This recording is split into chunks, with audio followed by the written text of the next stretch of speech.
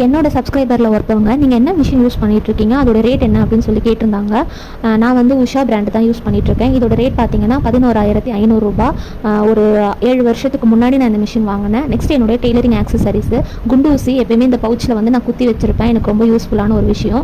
ரெண்டாவது இந்த குட்டி ஸ்க்ரூ டிரைவர். இது எதுக்காக அப்படின்னா நீடில் உடஞ்சிடுச்சுன்னா மாற்றுறதுக்காகவும் கைடு அட்ஜஸ்ட் பண்ணுறதுக்காகவும்.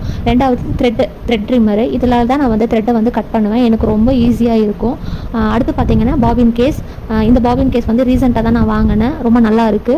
ரெண்டாவது சாக்பீஸ். எப்பயுமே சாக்பீஸ் பார்த்தீங்கன்னா அடிக்கடிக்க உடஞ்சிடும். ஆனாலும் நான் குட்டி குட்டியாக வச்சு தான் யூஸ் பண்ணிகிட்ருப்பேன்.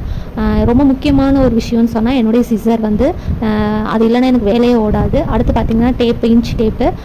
லாஸ்ட் ஒன் பார்த்தீங்கன்னா இந்த ஸ்கேலு. கிட்டத்தட்ட நான் டெய்லரிங்கை கற்றுக்க ஆரம்பித்ததுலேருந்து என் கூட ட்ராவல் பண்ணுறது இது எல்லாமே தான். என்னுடைய டெய்லரிங் மிஷினில் எப்பயுமே பார்த்தீங்க அப்படின்னா இந்த ட்ரிம்மர், இந்த ஸ்கேலு, இந்த சிசர் எல்லாமே என் பக்கத்தில் தான் இருக்கும். அடுத்து பார்த்தீங்கன்னா என்னுடைய ஊசி எப்பயுமே நான் த்ரெட் போட்டு தான் வச்சுருப்பேன். ஏன்னா நான் மிஸ் பண்ணக்கூடாது அப்படின்னு சொல்லிட்டு என்னுடைய ஃபைனல் ஃபினிஷிங் கொடுக்குற அல்டிமேட்டான ஹீரோ யாருன்னா அது இவங்க தான் சொல்லுவேன்.